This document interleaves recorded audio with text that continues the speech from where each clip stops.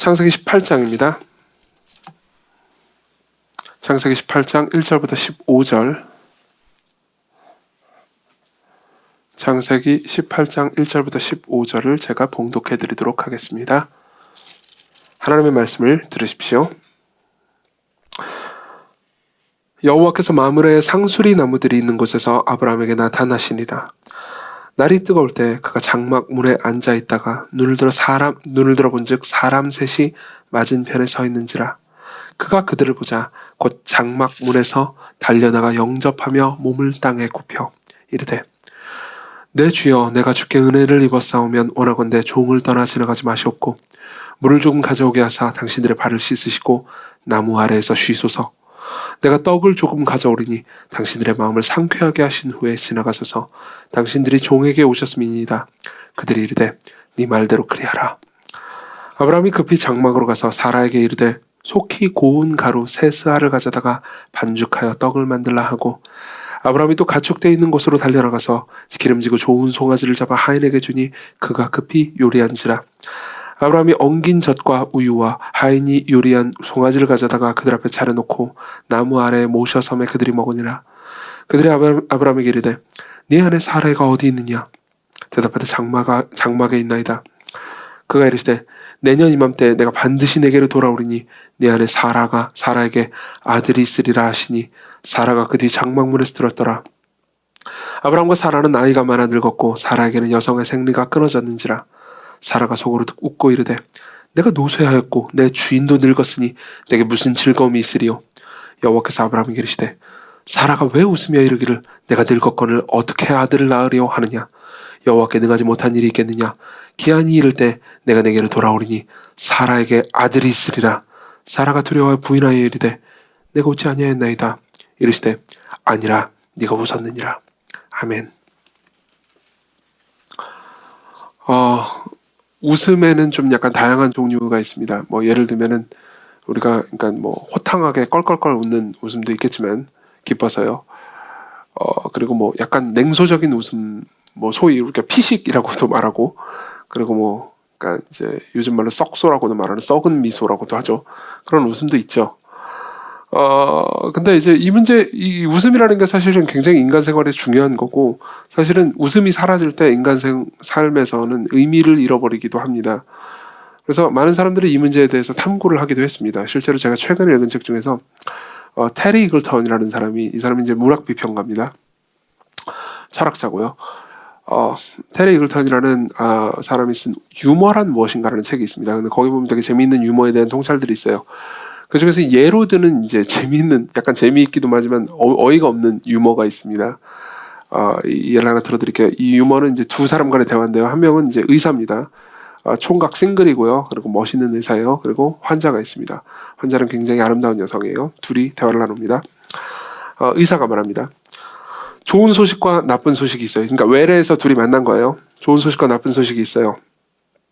그러니까 환자가 대답합니다. 나쁜 소식 먼저 말해주세요. 그러니까 이제 의사가 말합니다. 당신이 살 날이 3개월밖에 남지 않았어요. 그렇죠? 굉장히 이거 시험부 선고잖아요. 그러니까 이제 환자가 말합니다. 좋은 소식은요? 그러니까 이제 의사가 대답을 합니다. 좋은 소식은 지금 제 앞에 있는 이 믿을 수 없을 정도로 아름다운 여성이 잠시 후에 저와 함께 저녁에 스테이크를 먹으러 갈 것이라는 사실입니다. 어떠세요? 그러니까 어이가 없죠. 지금도 약간 웃으시는 분이 계신데, 이 웃음이 그러니까 즐거운 웃음이 아닐 겁니다. 이런 말도 안 되는 일이지? 이건 눈치가 없는 정도가 아니잖아요. 그렇죠?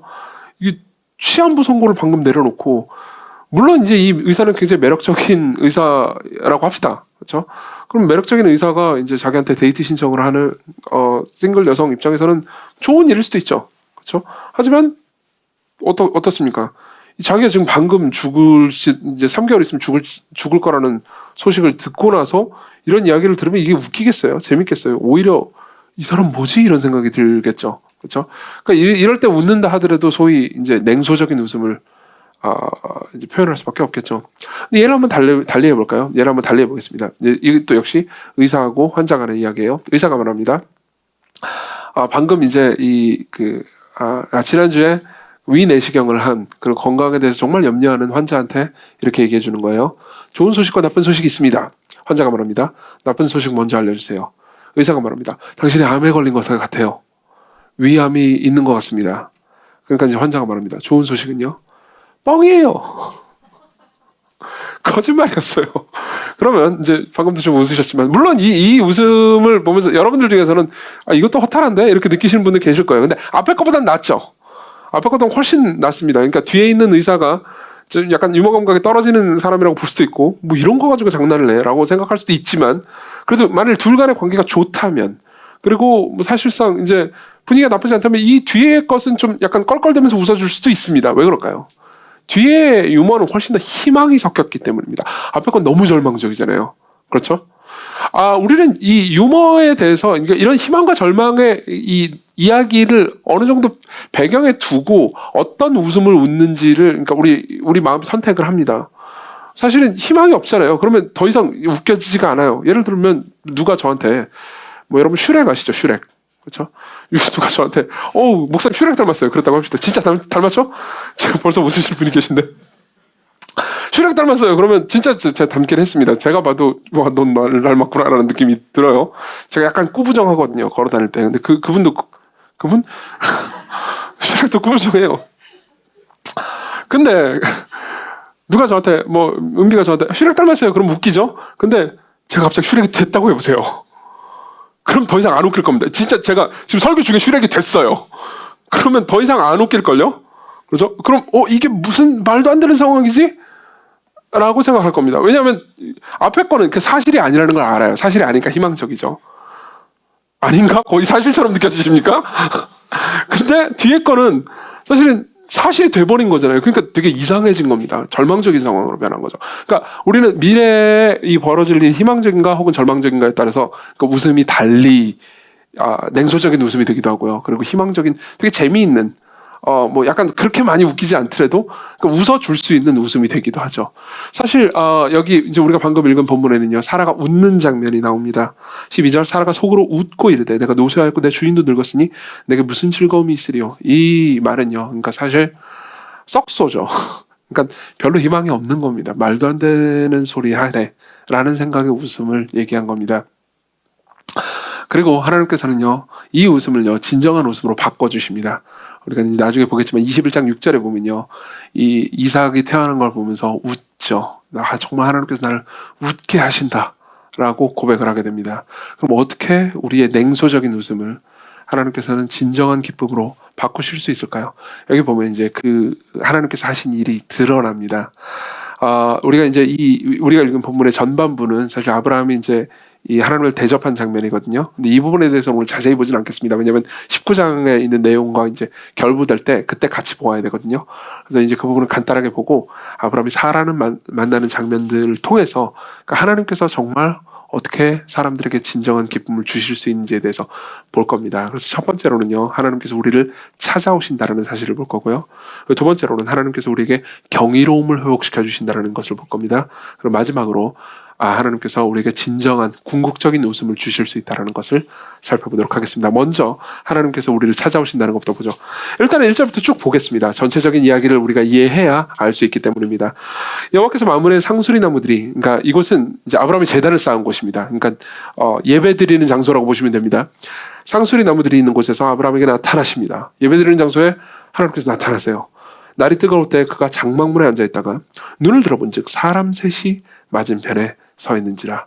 그러니까 이게 지금 날이 아주 뜨거울 때예요. 이때는 사람들이 중동 사람들은 안 돌아다닙니다.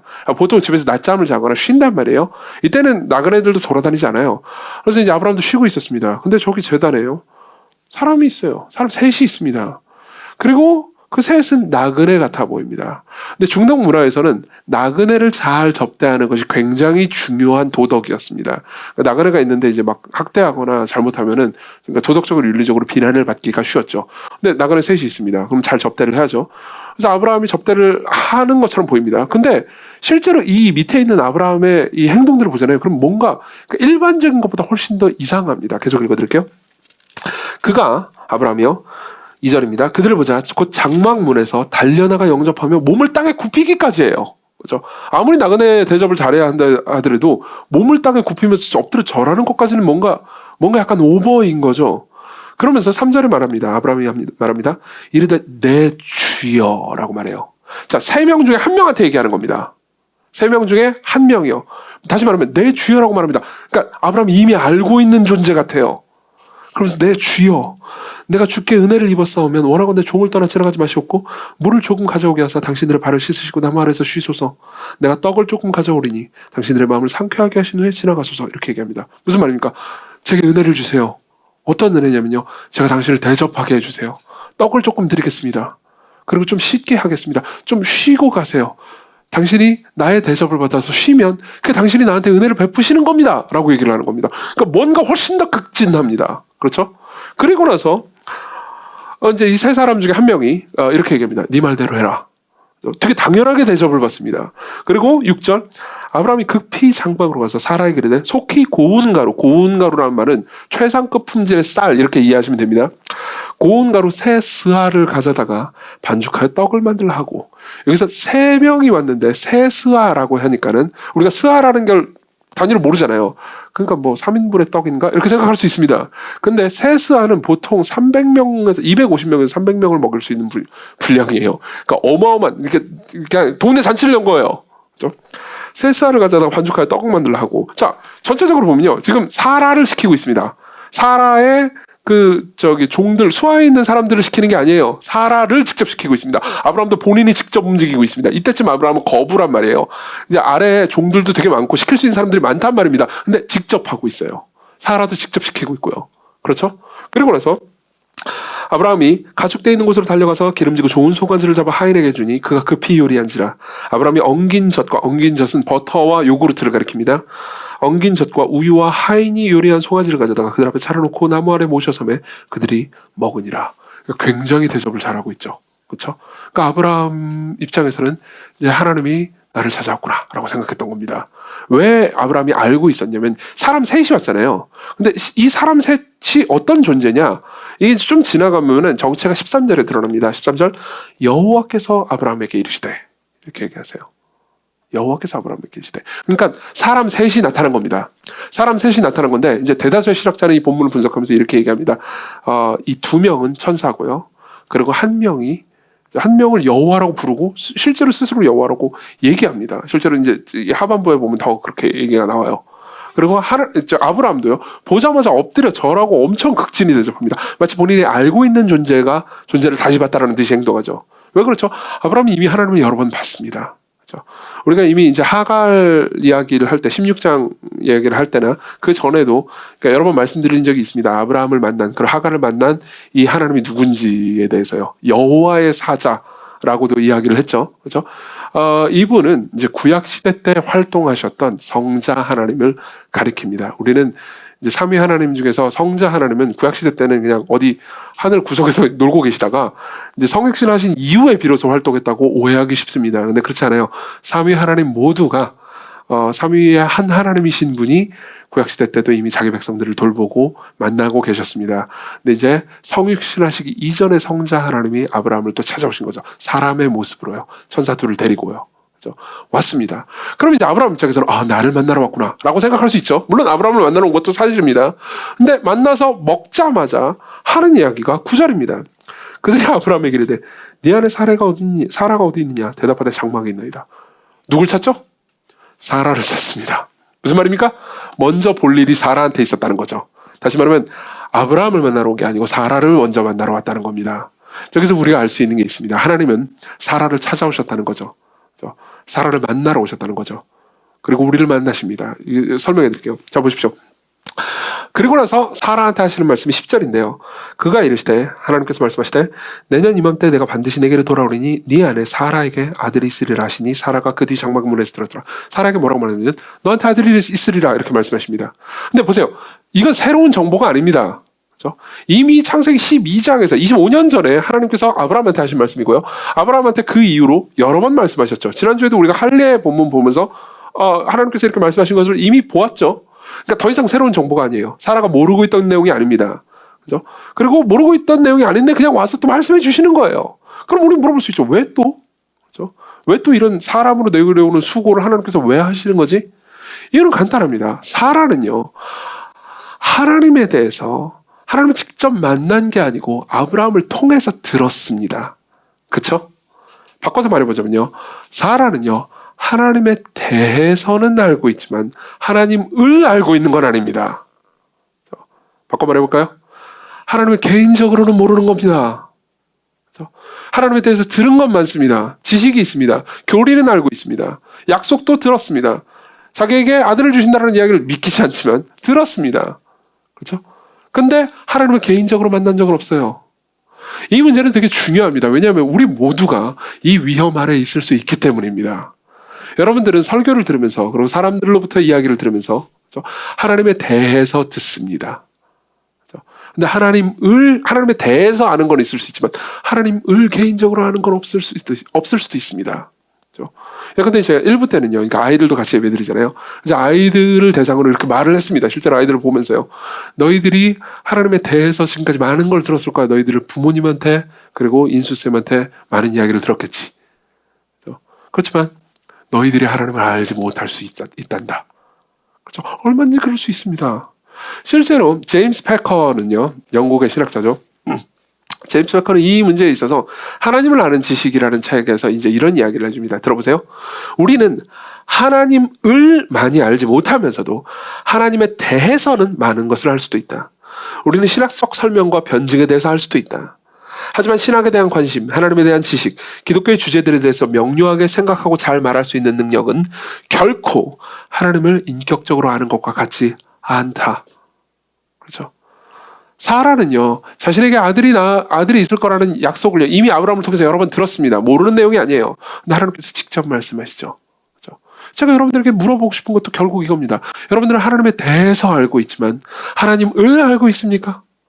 하나님께서 여러분들에게 성경을 통해서 말씀하시는 것을 들어서 이해했지만 여러분들은 하나님께서 진짜 여러분들에게 말씀하시는 것, 내용이 달라지는 게 아닙니다. 내용이 달라지는 게 아닙니다. 하나님께서 여러분들을 사랑하신다는 것이 진짜 그분이 여러분들을 사랑하신다는 말로 들려본 적이 있습니까? 혹은 성경에 나타난 하나님의 진노에 대해서 두려워 떨어본 적이 있습니까? 그렇지 않다면 여러분들은 하나님에 대해서 알고는 있지만 하나님을 아는 것은 아닐 수 있습니다. 근데 보십시오. 그런 사람한테 하나님께서 나타나시는데요. 약간 이 부분이 되게 독특합니다. 계속 읽어드릴게요. 11절. 아브라함과 사라는 나이가 많아 늙었고 사라에게는 여성의 생리가 끊어졌는지라 사라가 속으로 웃고 이르되, 여기서 이제 약간 여러분들이 궁금한 부분이 하나 생길 거예요. 왜 하나님은 사라하고 독대해서 얘기하지 않고 아브라함 통해서 계속 장막 넘어서 얘기하지? 이런 생각이 들 거예요. 좀 이따 얘기해 드릴 거예요. 이거 되게 중요한 부분입니다. 좀 이따 얘기해 드릴 거지만 어쨌든 하나님께서는 사라를 만나시고 사라한테 계속 말씀을 하십니다. 근데 사라한테 말씀하시는데 너한테 아들이 있을 거야. 그러니까 사라가 생각합니다. 웃고 이르되, 여기서 웃음은 썩소예요. 내가 노쇠하였고 내 주인도 늙었으니 내게 무슨 즐거움이 있으리요. 여기서 노쇠하다라고 번역된 단어 있잖아요. 이 단어는 쓸모없다라는 단어입니다. 나는 쓸모없는 존재고 난 늙었어. 나한테 무슨 즐거움이 있겠어. 여러분, 여기서 즐거움이라고 번역된 단어는요, 에드나라는 단어인데 이 단어는 성적인 즐거움을 가리킵니다. 바꿔서 말해볼까요? 무슨 말도 안 되는 얘기를 하시는 거야. 지금 내 남편은 지금 수년 동안 나를 건드리지도 않았다고. 내가 지금 생리구도 끊겨가지고 이제 몸도 당연히 애를 낳을 수 없는 것도 차치하고 그게 된다 치자. 내 남편이 나를 안 건드린다니까. 나하고 지금 관계를 맺잖아. 무슨 애가 생긴다는 거야. 그러니까 어이가 없는 거죠. 그래서 허탈해서 웃은 겁니다. 사실상 생각해보면 하나님께 말하는 걸로는 상당히 경망한 태도인 겁니다. 그렇죠? 근데 하나님께서 어떻게 말씀하십니다. 13절. 여호와께서, 재밌어요, 아브라함에게 이르시되 사라가 왜 웃음에 이르기를 내가 늙었거늘 어떻게 아들을 낳으려 하느냐, 이렇게 얘기하세요. 그렇죠? 사라의 마음을 읽으신 거죠. 근데 보세요, 12절과 13절을 비교해보잖아요. 그럼 되게 재미있습니다. 12절은요 실제 사라가 마음속으로 말하는 내용은 이거예요. 웃고 이르되 내가 노쇠하였고 내 주인도 늙었으니 내게 무슨 즐거움이 있으리요. 그러니까 굉장히 냉소적으로 말한 거죠. 말도 안 돼. 무슨, 내 남편은 날 건드리지 않고 나도 오랫동안 지금 생리가 끊어진 지 되게 오래됐단 말이야. 나는 쓸모없는 존재야. 다시 말하면 하나님의 말씀에 대해서도 냉소적일 뿐만 아니라 자기 자신에 대해서도 냉소적인 거죠. 양쪽에 냉소적입니다. 근데 하나님께서 어떻게 다루십니까? 어떻게 사라에게 대하십니까? 물론 아브라함한테 하시는 말씀이지만 그걸요, 냉소적인 말을요 하나님께서 반복하시는데, 그러니까 마음을 읽으신 거죠. 반복하시는데 사라가 왜 웃음에 이르기를 내가 늙었거늘 어떻게 아들을 낳으리요? 라고 말합니다. 모든 학자들은요, 이 성경을 연구하는 모든 신학자들은 이 두 개의 이 반복을 보면서요, 그러니까 어조가 바뀌었음을 얘기해 줍니다. 다시 말하면 사라는 되게 냉소적인 어조로 말했다는 거죠. 말도 안 되는 소리 하네. 근데 하나님께서는 그 이야기를 듣고 좋게 해석해서 말해 주십니다. 왜 그렇게 절망하고 있대니? 여기서 우리는 하나님께서 사람들을 만나주시는 방식이 획일적이고 정해져 있는 것이 아니라는 걸 알게 됩니다. 보십시오. 이 창세기를 여기까지 읽은 사람들이라면요. 그러니까 이 지점에서 하나님께서 아브라함을 보통 만나는 장면과 하나님께서 사라를 만나는 장면이 약간 이질적이라는 걸 알게 됩니다. 하나님께서 아브라함을 만날 때는요, 불로 나타나셨습니다. 그렇죠? 15장 기억나세요? 쪼갠 고기 사이로 횃불이 지나가는 거예요. 물론 그 언약의 내용은 너무나 은혜로운 내용이긴 했지만 생각해보시면 밤입니다. 고기가 쪼개가지고 비혈이 낭자해요. 피가 막 여기저기 튀어 있습니다. 그 사이에 쪼갠 고기 사이로 횃불이 지나가요. 어마어마한 두려움이죠. 임재입니다. 그렇죠? 여기에는 물론 즐거움과 기쁨과 복음의 소망이 있긴 하지만 두려움도 존재합니다. 하나님께서는 아브라함을 그렇게 만나주셨어요. 근데 사라는 어떻게 만나십니까? 사라가 한 냉소적인 말을 반복해 주시면서 왜 저렇게 쟤는 절망하고 있대니? 라고 물으십니다. 그러면서 14절 여호와께 능하지 못한 일이 있겠느냐? 기한이 이를 때 내가 내게로 돌아오니 사라에게 아들이 있으리라. 그러면서 사라가 두려워하면서 사라가 갑자기 이제 자기 마음이 들킨 걸 알았잖아요. 그래가지고 저 안 웃었는데요? 거짓말을 해요. 그렇죠? 사실 자기 마음을 읽은 존재라면 무슨 걸 다 알았을 텐데 거짓말을 합니다. 그리고 나서 생각해보면 하나님께 거짓말한 거잖아요. 대놓고. 그럼 네가 어찌 감히 하나님께 거짓말을 지옥에 가라 이렇게 할 수 있지 않습니까? 근데 하나님께서 뭐라고 말씀하십니까? 네가 웃었는데? 그리고 이야기가 끝나요. 그렇죠? 네가 웃었는데 이건 사실 중의적인 의미가 있습니다. 이것도 좀 이따 얘기해 드릴게요. 네가 웃었잖아. 보세요. 우리 성경을 통해서요. 그러니까 하나님께서 사람들을 만나시는 방식이 굉장히 다양하다는 것을 알게 됩니다. 그렇죠? 우리는 성경을 통해서든 삶을 통해서든요. 그러니까 어떤 사람들은 하나님을 만날 때 굉장히 그러니까 충격적이고 깊이 있게 자기의 죄와 악을 들여다보고 거의 절망지경까지 이른 사람들을 봅니다.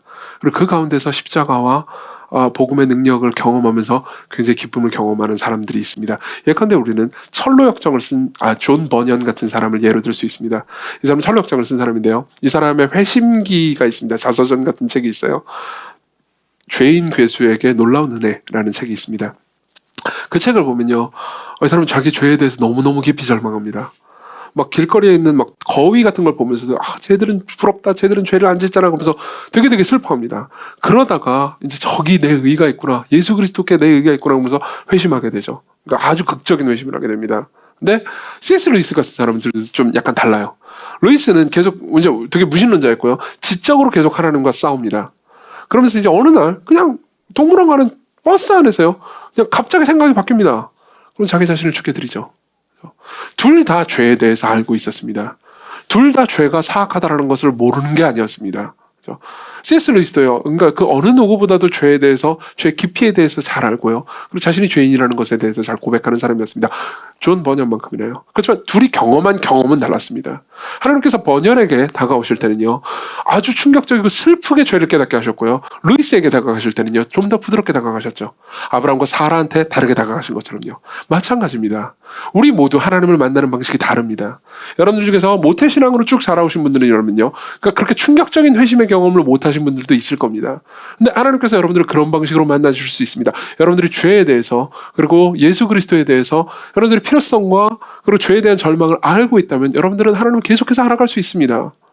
여러분들이 굳이 자신의 회심을 꼭 의심해야 되는 건 아닙니다. 종종 우리는 의심해야 될 필요가 있을 때가 있습니다. 그렇지만 내가 어떤 경험을 못했기 때문에 내 회심을 의심해야 되는 것은 아닙니다. 이해하십니까? 하나님께서는 다양한 방식으로 여러분들을 만나십니다.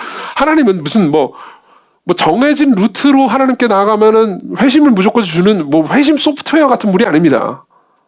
그분은 여러분들에 맞게, 여러분들을 다양하게 지으셨잖아요. 그분이 창조주시잖아요. 그죠? 다양하게 지으신 모습대로, 다양한 방식대로, 그죠? 다양하게, 섬세하게 여러분들을 다루시죠. 그죠? 사라에게 하나님께서는 그렇게 나타나셨습니다. 사라를 만나셨죠. 자, 이게 하나님께서 사라를 만나신 장면입니다. 두 번째로 넘어가죠. 하나님께서는요, 사라에게 그리고 우리에게 경이로움을 명하십니다. 경이로움을 주시죠. 자, 14절을 봅시다. 하나님께서 사라한테 왜 웃냐라고 말씀하신 다음에 14절에 이렇게 말씀을 하십니다. 여호와께서 능하지 못하신 일이 있겠느냐? 기한 일을 대 내가 내게로 돌아오리니 사라의 아들이 있으리라. 자, 보십시오. 여기서 능하지 못한 일이 있겠느냐라는 단어 있잖아요. 이게 되게 재미있는 단어입니다. 능하다라는 단어요. 이 단어는 이 부분 외에는 대부분의 성경에서, 특히 시편에 굉장히 많이 나오는 단어거든요.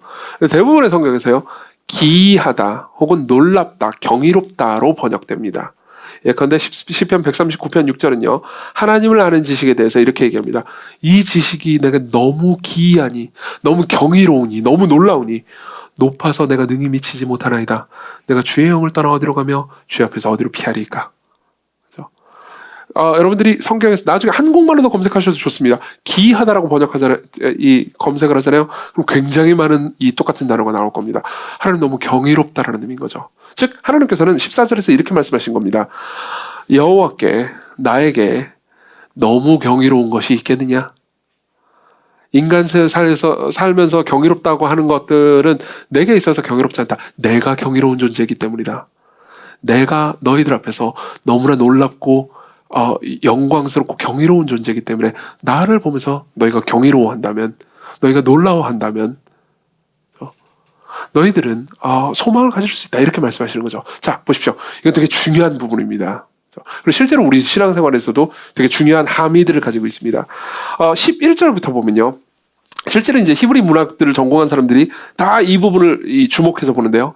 계속해서 이 경이로움이라는 단어가 나오기 이전에 계속 늙음이라는 단어가 반복된다는 걸 알 수 있습니다. 11절부터 읽어드릴게요. 아브라함과 사라는 나이가 많아 늙었고 사라에게는 여성의 생리가 끊어졌느니라. 사라가 속으로 웃고 이르되 내가 노쇠하였고 내 주인은 너 늙었으니 내게 무슨 즐거움이 있으리요. 13절 여호와께서 아브라함에게 이르시되 사라가 왜 웃으며 이르기를 내가 늙었거늘 어떻게 아들을 낳으려 하느냐. 늙음 이야기가 계속 나옵니다. 그리고 나서 경의에 대한 이야기가 나오죠. 왜 그럴까요? 이 둘은 도대체 무슨 상관이 있을까요? 간단합니다. 여러분, 늙었다라는 것의 가장 중요한 정의가 뭔지 아십니까? 나쁜 의미에서의 늙음이에요. 여기서 그냥 단순히 나이를 먹었다는 걸 의미하는 게 아닙니다. 나쁜 의미에서의 늙음의 가장 중요한 특징은요, 더 이상 놀라지 않는다는 겁니다. 경이롭지 않다는 거예요. 아무 것에도 놀라지 않습니다. 모든 것이 시큰둥한 거죠.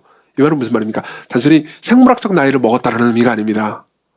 영적으로 늙은 겁니다. 다시 말하면 영적으로 생명력을 잃어버린 거죠. 이 부분은요, G.K. 체스터턴이라는 사람이 굉장히 중요한 부분에 지적을 해줍니다. 이 사람은 이제 문학가인 동시에 소설가인 동시에 이제 기독교인이기도 했는데요. 이 사람은 정통이라는 제목의 그 기독교 변증서를 하나 씁니다. 거기 보면요, 그 안에 이제 그 요정나라의 윤리라는 되게 재미있는 장이 있습니다. 이거 굉장히 문학적으로 뛰어난 장인데 관심 있으면 나중에 한번 읽어보십시오. 근데 거기 보면 중간에 이런 이야기가 있어요. 읽어드릴게요. 우리가 아주 어렸을 때는 굳이 동화가 필요 없었다. 아무 이야기만 있어도 그걸로 좋겠다. 그냥 사는 것 자체가 흥미로웠다. 7살짜리 아이는 톰이 문을 열었는데 거기 용이 있었어 라는 이야기만 들어도 흥분한다. 근데 3살짜리 아이는 톰이 문을 열었어 라는 이야기만 들어도 흥분한다. 성인들은 로맨틱한 이야기를 좋아하지만 아이들은 현실적인 이야기를 로맨틱하다고 생각한다. 그렇죠? 생각해보세요. 여러분들이 길거리를 걸어갑니다. 근데 개미가 줄을 지어 걸어가고 있어요. 그러면 개미가 걸어가는 곳. 그러면서 지나갑니다. 근데 아이들이 보면 어떨까요? 아이들은 한참 쳐다봅니다. 한참 쳐다봅니다. 경이로웁니다. 실제로 제가 아이들을 보면 어떨까요? 라고 묻는데요. 그 일부 예배 때요, 아이들 중에 하나가 재밌어요! 라고 누가 얘기해 주더라고요. 정말로요. 아이들은 모든 게 경이롭습니다. 모든 게 재밌어요. 모든 게 충격적입니다. 실제로 제가 이제 오늘 이제 저하고 이제 제 딸하고 첫째 딸하고 운전하면서 오고 있었어요. 첫째 딸이 이제 이런저런 얘기를 하다가 뭐 예수님이 좀 있으면 오신다 뭐 이런 얘기를 했어요. 그러니까 갑자기 자기가 무섭대요. 그래서 제가 얘기해 줬습니다. 아, 그래?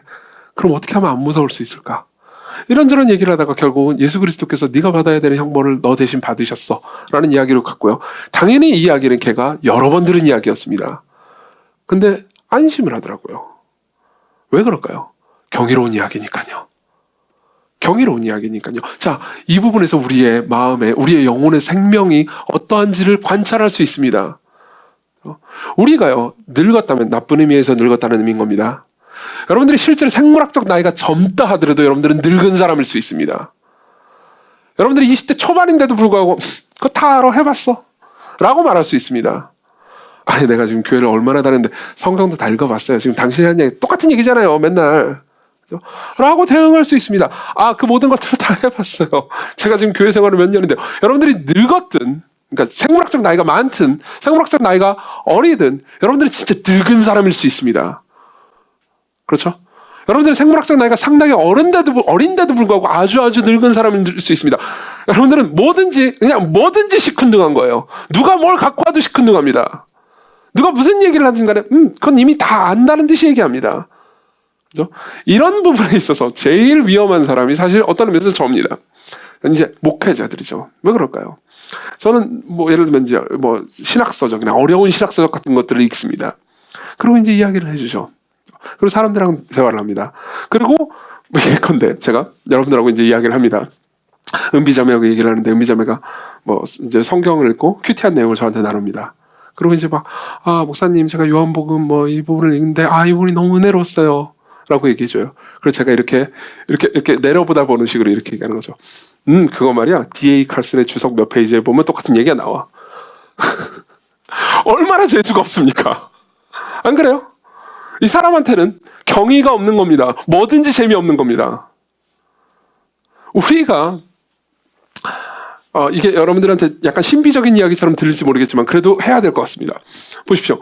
여러분들 안에 하나님의 생명이 충만하다면, 성령 하나님께서 여러분들을 생명 주시는 생명의 능력이 충만하다면요, 여러분들은 무언가 새롭게 보게 될 겁니다. 모든 걸 경이롭게 보게 될 겁니다. 여러분들의 찬송가 하나 가사에 눈물 짓기 시작할 겁니다. 누군가 무언가 성경을 통해서 말하는 것이 새롭게 들리기 시작할 겁니다.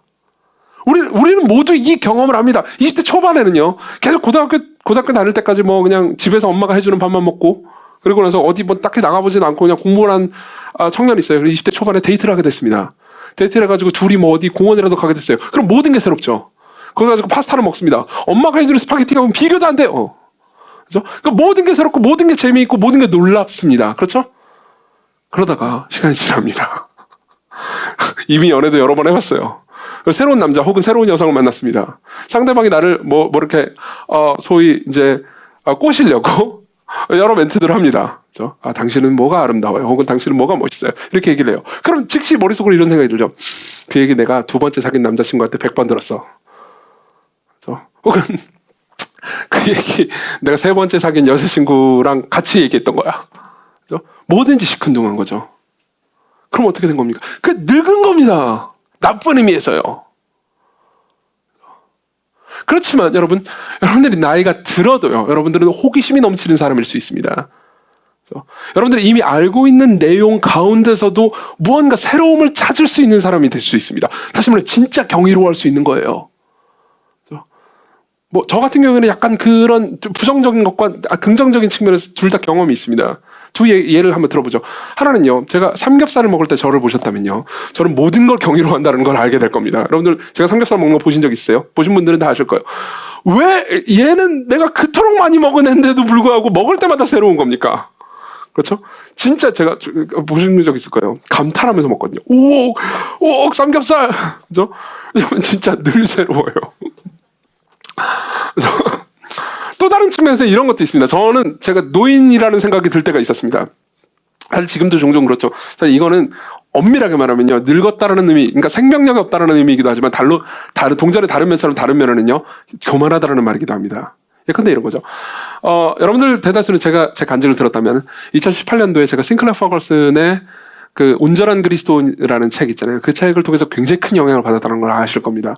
사실상 제 영혼에 엄청난 영향을 미쳤고 진짜 복음을 다시 재발견하게 해준 책이라고 볼 수 있습니다. 근데 재밌는 게 뭐냐면 제가 2018년도에 그 책을 읽었거든요.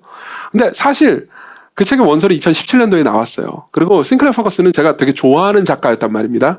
그래서 2017년도에 그 책이 처음 나왔을 때, 원서로 나왔을 때 바로 사서 집에다 뒀습니다. 그리고 나서 이제 안 읽고 2018년도에 읽은 거예요. 근데 왜 안 읽었냐면요, 2017년도에 그 책을 이제 원서로 처음 폈을 때, 물론 영어라서 읽기 귀찮아서 안 읽은 것도 있었어요. 그렇지만 처음 폈을 때요, 그러니까 내용이 뭐냐면 이제 메로 논쟁에 관한 거예요. 메로 논쟁은 18세기에 스코틀랜드에 있었던 신학 논쟁입니다. 메로 논쟁에 관한 건데 제가 처음 그 부분을 딱 보고 나서 메로 논쟁 이거 내가 아는 건데 라는 생각이 들었어요. 왜냐면 2012년도쯤에 제가 이제 스터디 그룹을 하면서 메로 논쟁에 대해서 따로 공부한 적이 있거든요. 그걸 보면서 이거 율법주의하고 율법 폐기주의 논쟁이잖아. 다 아는데 뭐. 그래서 덮었어요. 하나도 경이롭지 않았던 거죠. 그리고 치워놨습니다. 한참 시간이 지나고 나서요. 한 1년 정도 지나고 나서 한국말로 번역이 됐어요. 그리고 저는 그 책이 원서로 제 집에 있다라는 걸 모르고 그냥 샀습니다. 그리고 사고 나서 보니까 이거 메로 논쟁이네? 내가 작년에 읽으려다 만 그 책이네? 또 사버렸네? 라는 생각이 들었어요. 근데도 감사하게 그때는 하나님께서 은혜를 주신 거죠. 이제 계속 읽도록 하셨습니다. 그리고 저는 그때 그 내용에 대해서 아무것도 모른다는 걸 알게 됐습니다. 그리고 그때부터 경의가 시작됐죠. 복음이 이런 내용이었다고? 마치 그때도 목사였고요. 신학대학원을 나온 사람이었고요. 그리고 꽤나 많은 신학 서적들을 읽은 사람이었습니다. 예를 들면 누가 복음에 대해 정의에 대해서 물어본다면 나름 맞아요. 그때 이미 세가족반 책을 쓴 상태였어요. 복음에 관한 체계적으로 정리하는 책도 썼다고요. 근데도 제가 그때 읽으면서 내가 복음을 모르고 있었던 건가? 라는 느낌이었습니다. 다시 말하면 그러니까 정확히 말하면 복음의 내용에 대해서 새롭게 알았다기보다는 복음의 주인이신 하나님이 새롭게 느껴진 거죠. 아우구스티누스의 표현에 따르면요 이런 겁니다. 너무 늦게야 비로소 당신을 사랑했습니다. 이처럼 오래된 그러나 또한 이처럼 새로운 아름다움이시여 제가 드디어 당신을 사랑하게 되었습니다. 이렇게 기도한 것처럼요. 하나님께서는 우리한테 이렇게 물어보시는 겁니다. 나는 경이로운 존재다. 내가 경이로워할 만한 다른 것이 있겠느냐? 너희들이 경이로워할 만한 다른 무언가가 있겠냐? 내가 궁극적인 경이로움이다. 너희들이 나를 아무리 알고 또 안다 하더라도 너희들이 나에 관해서 아는 것들은 질릴 수 있겠지만 지식들이요. 나를 아는 건 질릴 수 없다. 이렇게 말씀하시는 겁니다. 사라한테도요. 여러분들한테도요. 여러분들이 정말로 계속해서 하나님을 경이로워하잖아요. 그러면 정말로 여러분들은 정말 계속해서 젊을 수 있습니다. 무슨 말이냐면 여러분들이 나이를 먹어도 계속해서 그러니까 젊은 척하고 다닌다는 의미가 아닙니다. 여러분들이 나이를 많이 먹습니다. 그리고 노인이 되었습니다. 근데도 사람들이 여러분들과 대화를 할 수 있어요. 아주 어린아이가 여러분들과 대화할 때 여러분들의 배려를 받으면서 대화를 한다라는 느낌을 가집니다. 여러분들이 자신이 알고 있는 이야기를 여러분들에게 해줍니다. 그럼 여러분들은 다 아는 이야기지 이렇게 대화하지 않습니다. 오히려 그래요? 마치 처음 들어보는 이야기처럼요. 더 얘기해 주세요. 나에게 그 얘기를 또 해주세요. 놀랍네요. 라고 말할 수 있어요. 여러분들은 계속해서 젊은 거죠. 그렇죠? 그리고 이 놀라움을요 하나님께서는 정말 회복시키십니다. 15절을 봅시다. 자, 여호와께 능하지 못한 일이 있겠느냐? 기한 이를 때 내가 내게로 돌아오리니 사라에게 아들이 있으리라. 15절 사라가 두려워서 갑자기 두려워졌어요. 부인하여 이르되 내가 웃지 아니하였나이다. 자, 이게 무슨 의미일까요? 지금 어떤 상황이 벌어지는 걸까요? 대충 우리가 보면요 그냥 하나님께서 마음을 찝었고 마음을 들켰으니까 두려워한 것처럼 보입니다. 근데 실제로 히브리 문학에 익숙한 사람은요 여기에서 드디어 뭔가 풀렸다는 느낌을 가지게 됩니다. 왜 그런지 말씀드리겠습니다. 제가 아까 이런 질문을 던졌어요. 왜 하나님께서는 사라를 독대하지 않고 아브라함을 통해서 대신 얘기했을까요? 우리는 얼핏 보면요 이렇게 보일 수 있습니다. 하나님은 여자는 그냥 독대 안 하시는 건가? 여자는 남자 사이에 두고 따로 말해 이렇게 말씀하시는 건가? 라고 오해할 수 있습니다. 근데 그렇지 않아요. 구약 성경에 보면요 신약도 마찬가지지만 하나님께서 여성들을 직접 만나시는 장면을 수도 없이 볼 수 있습니다. 그럼 왜 그랬을까요? 실제로 본문을 자세히 보면요 하나님께서 사라를 직접 안 보겠다고 하신 게 아닙니다. 사라가 숨은 거예요. 10절 9절 그들이 아브라함에게 이르되 네 안에 사라가 어디 있느냐? 대답하되 장막에 있나이다. 그가 이르시되 내년 이맘때 내가 반드시 내게로 돌아오리니 이렇게 하면서 이야기가 시작돼요. 왜 그런 얘기 드릴게요. 자, 이 9절만 읽고 고대 근동에 이 창세기를 읽던 사람들은 어떤 상황이 벌어졌는지 단박에 파악했을 겁니다. 왜 그런지 얘기 드릴게요. 나중에 창세기 33장에도 보면 나오는데요.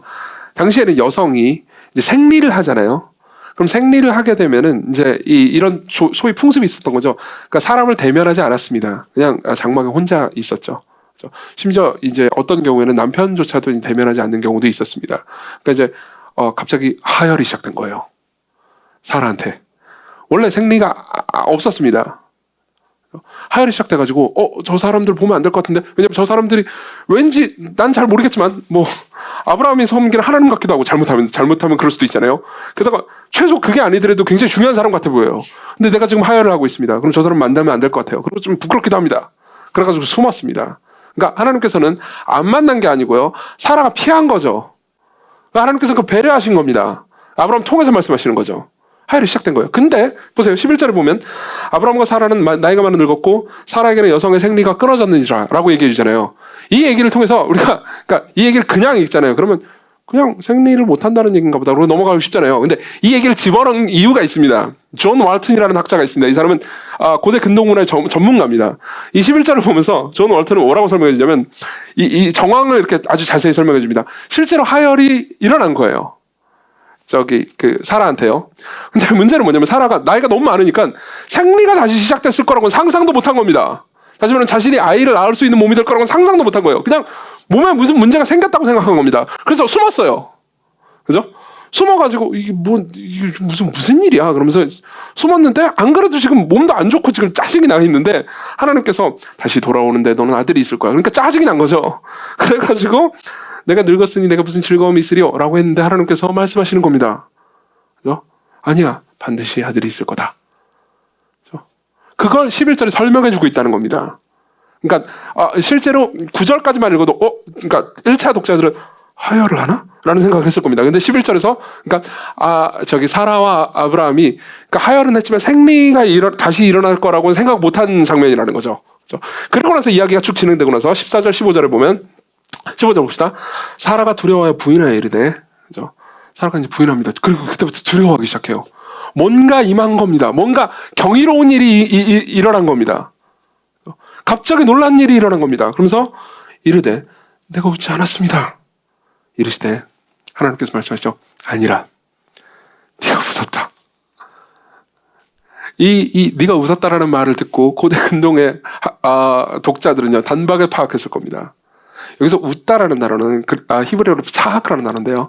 이 단어는 한편으로 웃다라는 말이긴 하지만 또 다른 한편으로 터지다라는 의미를 가지고 있습니다. 즉 여성의 생리를 가리킬 때 쓰던 단어이기도 합니다. 그러니까 중의적인 말인 거죠. 넌 웃었어 라는 말이기도 하지만 한편으로 무슨 말이죠? 지금 너 생리가 시작됐잖아. 너도 알고 있잖아. 너한테 네 몸에 지금 경이로운 일이 일어났다는 걸. 그렇죠? 자, 보십시오. 그리고 경이로운 일이 일어났죠. 그러니까 두려워하기 시작한 거예요. 그리고 21장에서 결국 이런 일이 일어났죠. 제가 읽어드릴게요. 여호와께서 말씀하신 대로 1절, 사라를 돌보셨고 여호와께서 말씀하신 대로 사라에게 행하셨으므로 사라가 임신하고 실제로 그 날부터 10개월 후에 이삭이 태어나는 겁니다. 하나님 말씀하신 시기가 되어 노년의 아브라함에게 아들을 낳으니, 그러면서 6절에 사라가 뭐라고 말합니까? 하나님이 나를 웃게 하시니 듣는 자가 다 나와 함께 웃으리로다. 진정으로 기뻐하면서 웃게 되는 거죠. 자, 이걸 통해서 무슨 얘기를 하고 싶은 겁니까? 하나님께서는요, 절망적인 사람에게, 절망적인 상황에서, 그러니까 냉소적인 사람들에게, 그리고 경의를 잃어버린 사람들에게 소망과 기쁨의 웃음을 주신다라는 이야기인 겁니다. 정말 많은 사람들이 이 문제를 걸려합니다. 정말 많은 사람들이 많은 것들을 원합니다. 사라가 아들을 원했듯, 그렇지만 절망해버렸듯, 정말 많은 사람들이 많은 걸 원하면서 실제로는 절망합니다. 여러분들은 뭘 원합니까? 여러분들이 지금 원하는 게 있을 겁니다. 여러분들 중에서는 정말 자녀를 원하는 사람도 있을 겁니다. 임신을 하고 싶은데 계속 안 돼요. 그래가지고 자녀를 원하는 사람도 있겠죠. 어떤 사람들은 애인을 원하는 사람도 있을 겁니다. 어떤 사람은 결혼을 원하는 사람도 있을 거고요. 자녀의 행복을 원하는 사람도 있을 거고요. 취직을 원하는 사람도 있을 거고, 돈을 원하는 사람도 있을 겁니다. 좋은 직업을 원하는 사람도 있을 거고요. 근데 이 모든 것들이 좋습니다. 이 모든 것들이 나쁜 게 아무것도 없습니다. 그러나 제가 드리고 싶은 말씀이 있습니다. 이 모든 것들이 좋지만 우리는 종종 이것들을 원하면서 이것들을 통해서 구원을 받고 싶어 합니다. 이게 이해되십니까? 이해를 한번 들어보죠. 저는 많은 사람들을 상담하면서 종종 이런 것들을 경험했습니다. 어떤 사람이 있었습니다. 어떤 형제가 있었습니다. 돈을 정말 간절히 원했어요. 너무너무 돈을 벌고 싶어 했습니다. 그리고 많은 돈을 가급적 빠르게 벌고 싶어 했습니다. 그래서 실제로 제가 보기엔 좀 약간 위험한, 그리고 그 사람의 영혼을 해칠 수도 있는 그런 약간 위험한 일들을 해가면서 돈을 벌려고 하더라고요. 그래서 이야기를 했습니다. 그리고 사실은 그렇게 불법까지는 아니었기 때문에 제가 막 하지 말라고 말할 수는 없지만 웬만하면 말리고 싶어서 그런 대화를 시작했어요. 근데 왜 그렇게 됐는지를 알게 됐습니다. 이 사람은 젊었을 때부터, 아주 어렸을 때부터 무언가 꿈이 있었어요. 그리고 뭐 어떤 직장에 가고 싶었습니다. 근데 실패해요. 그래서 다른 걸 하기 위해서 뭐 공부를 합니다. 근데 또 실패합니다. 실패가 쌓였어요. 그러면서 어떤 생각이 듭니까? 자기는 계속해서 실패한다는 느낌이 듭니다. 자기는 계속해서, 그러니까 내가 가치 없는 존재처럼 느껴져요. 이미 어린 나이에 좋은 직장을 가진 사람과 이미 어린 나이에 괜찮은 직업 혹은 괜찮은 자리 혹은 괜찮은 집 혹은 뭐 배우자를 가진 사람에 비해서 나는 아무것도 없는 것처럼 느껴지는 거예요. 그러니까 어떻게 되는 겁니까? 이제 내가 잡을 수 있는 건 돈밖에 없는 거예요. 돈이라도 많이 벌면 내가 비록 좋은 직장을 가지는 건 실패했지만, 사회적으로 인정받는 건 실패했지만, 사회적으로 자리를 잡는 건 실패했지만, 어쨌든 돈이 있으면 좋은 집 가지고 건물 하나 가지고 내가 건물주가 돼가지고 그래도 나를 지금 깔아보는 사람보다 그래도 그 사람들을 깔아보게 될 수 있지 않을까? 바꿔서 말해볼까요? 나는 그래도 의미 있고 가치 있는 존재가 되지 않을까? 이 사람은 뭘 원하는 겁니까? 이 사람은 단순히 돈을 원하는 게 아닙니다. 이 사람은 돈을 통해서 구원을 원하는 거예요. 그렇죠? 많은 사람들이 그렇게 합니다. 사라도 그랬던 거죠. 사라는 오랫동안 아들이 없었습니다. 그 말은 바꿔서 얘기하자면 사라는 계속해서 가치 없는 사람처럼 느껴졌던 거죠. 실제로 12절에서 내가 노쇠하였고라고 말합니다. 이 말이 아까 뭐라고 그랬죠? 나는 가치 없는 존재고 지금 부자가 됐지만 내가 무슨 의미가 있겠어? 라고 얘기합니다. 그렇죠? 근데 하나님께서 말씀하시는 겁니다. 아니라고요. 실제로 사라는 아들을 통해서도 자신이 가치 있는 존재라는 걸 입증할 수 없었습니다. 나중에 이야기가 계속되면서 그걸 우리가 계속 확인하게 될 겁니다. 우리 모두 마찬가지입니다. 여러분들의 삶에서 여러분들이 종종 때로는 사회적으로 어떤 의미 있는 자리나 가치 있는 입장에 처한 사람들도 비슷한 상황에 처할 겁니다. 그래서 저도 자주 그렇게 느낍니다. 저도 끊임없이 제가 목회를 잘해서 의미 있는 열매를 많이 맺어서 제가 의미 있는 존재고 가치 있는 존재인 걸 확인하고 싶어하는 유혹에 시달립니다. 다시 말하면 저는 구원을 원하는 거죠. 되게 무섭지 않습니까? 때로는 사람은요, 목회를 통해서 구원을 받고 싶어 합니다.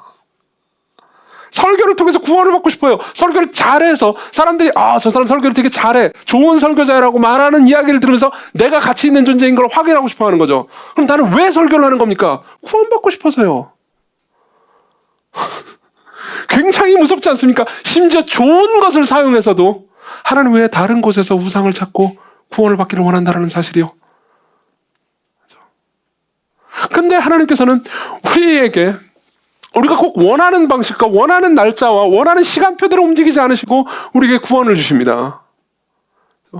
물론 하나님께서는 사라에게 아들을 주셨어요. 아들이라는 방식으로 사라를 구원해 주셨죠. 실제로 사라는 그 이후의 인생을 통해서 더 많은 구원을 받았어야 했습니다. 아들도 결국 사라를 완전하게 만족하게 해주지는 못했을 거예요. 근데 우리도 마찬가지입니다. 예를 한번 들어볼까요? 조니 에릭슨 타다라는 여성이 있습니다. 이 사람은 17살 때, 제가 예전에도 한번 설교 때 인용해드린 적이 있죠. 17살 때 다이빙을 하다가 전신마비가 왔어요. 이제 사고가 나가지고. 그러면서 그 이후로 이제 몸을 전혀 쓰지 못하게 됐습니다. 목 아래로는 자기가 원하는 대로 움직일 수가 없어요. 조니는요, 그 이전부터 이제 신자였고요. 그리고 그때부터 이제 거대한 믿음의 위기에 휩싸입니다. 조니가 갈등했던 부분은 이거였습니다. 하나님께서는 자신을 고쳐줄 수 있는 능력이 있다는 걸 믿고 있었어요. 그렇죠? 근데 왜 자신을 고쳐주시지 않는가? 과연 고쳐주시기는 할 것인가라는 문제 때문에 싸웠어야 했습니다. 그래서 조니는 계속해서 과연 나를 고치실 능력이 있는가를 의심했고요. 그리고 진짜 고치시긴 할 건가라는 생각을 의심했습니다. 그럼 하나님께서는 어떻게 하셨습니까? 지금까지도 하나님께서는 조니를 고치지 않으셨습니다. 다만 완전히 다른 방식으로 일했죠. 완전히 다른 방식으로 일했죠. 하나님께서는 조니 에릭슨 타다의 장애를 그대로 두시고요. 그가 가지고 있는 그 장애를 사용해서요, 수많은 사람들을 섬기도록 하셨습니다. 그런 장애인, 조니와 친구들이라는 장애인 단체를 설립했고요.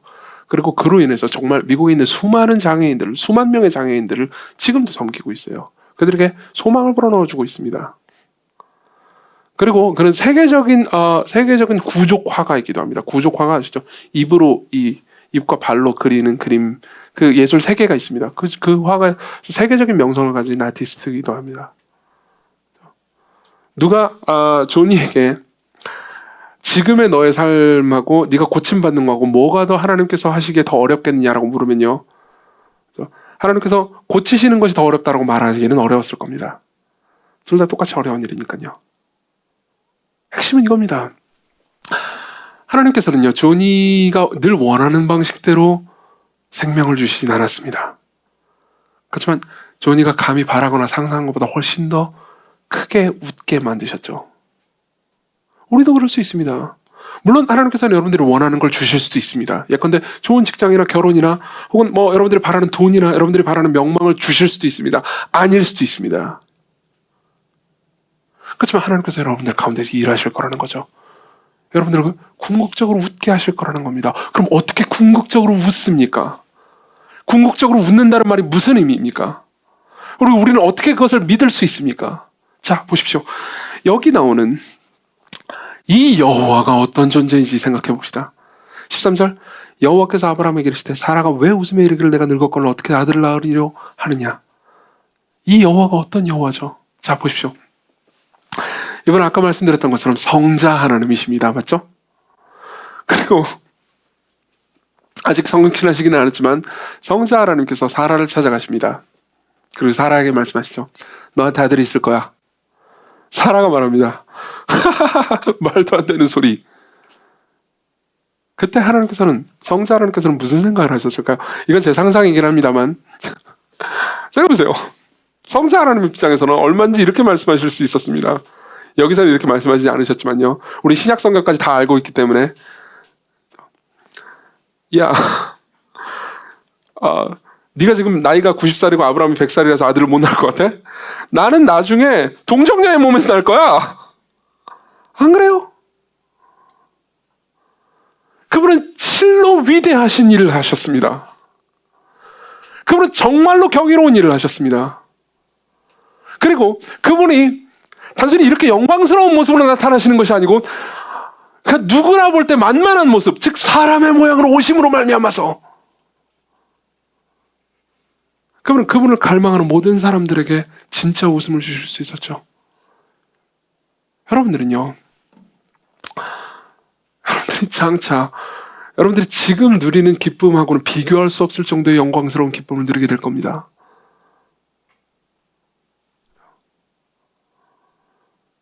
여러분들이 정의를 원했습니까? 여러분들이 진정한 정의를 보게 될 겁니다. 여러분들이 받아들여지는 기쁨을 원합니까? 그럼 여러분들은 이보다 더 내가 의미 있고 가치 있다라는 느낌을 가질 수 없을 만큼 사랑받고 있다고 느끼게 될 겁니다. 그게 꼭 미래가 아닐 수 있어요. 지금 역시 가능합니다. 그리고 예수 그리스도께서는요, 여러분들을 진정으로 웃게 만드시기 위해서 그분이 이 땅에 오시면서 계속 우셨습니다. 여러분이 복음서를 보면요, 4개의 복음서를 보면 그분의 생애 전체에서 그분이 웃으셨다라는 기록이 없다는 것을 발견하게 될 겁니다. 그분은 한 번도 웃지 못하셨습니다. 그분은 나면서부터 계속해서 슬픔의 사람이셨습니다. 그분은 나면서 죽을 위협에 처하셨고요, 실제로 애굽으로 도망가셨고요, 그리고 그 이후에도 계속해서 핍박과 죽음의 위협 앞에 있으셨습니다. 그분은 겟세마네 동산에서 자기 백성들을 위해서, 그리고 자기 자신을 위해서 심한 통곡과 눈물로 간구와 소원을 올리셨고 정말 몸이 가누지 못할 정도로 우셨습니다. 그분은 자신이 사랑했던 예루살렘 백성들을 보면서 그들의 타락을 보면서 우셨습니다. 그분은 죽은 나사로를 보면서 우셨습니다. 왜요? 왜 하나님의 말씀대로 신실하게 순종하신 그분이, 성부 하나님을 철저하게 신뢰하시고 어느 죄도 짓지 않으신 그분이 왜 슬픔에 빠지셨습니까? 우리는 슬픔에 빠질 이유가 있습니다. 우리는 때때로 죄를 저지르고 우리는 바보 같은 짓들을 하니까요. 저도 마찬가지고요. 근데 그분은 그렇지 않으셨습니다. 근데 왜 그분이 슬픔에 빠지셨습니까? 왜 그분이 지치도록 우셨습니까? 그분과 여러분들이 자리를 바꾸기 위해서요. 우리와 그분이 자리를 바꾸기 위해서요. 우리가 마땅히 받아야 되는 슬픔을 그분이 가져가시고 우리가 받을 자격이 없는 영원한 기쁨, 성부 하나님에서 우리가 영원히 사랑받는 기쁨을 그분이 우리에게 주시기 위해서요. 미래형의 이야기라서 여러분들이 와닿지 않을지도 모르지만 여러분들의 삶을 그분이 웃음으로 바꾸실 겁니다. 이야기가 어떻게 들리나요? 이야기가 시한부 3개월인데 지금 나랑 데이트하자고 이런 이야기처럼 들리시나요? 아니면 이 이야기가 경이롭게 들리시나요? 같이 기도합시다.